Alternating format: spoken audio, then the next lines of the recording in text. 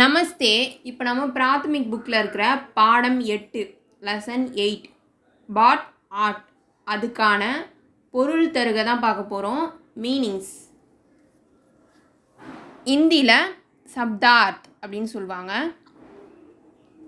Say, from, with, by, then.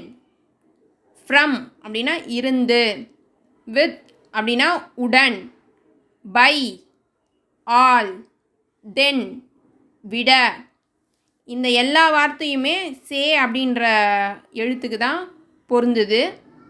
Meanings பொருள்: Pasar market, கடைவீதி, shape apple apple, Amrut Goa கொய்யாப்பழம், பாஹர் outside வெளியே.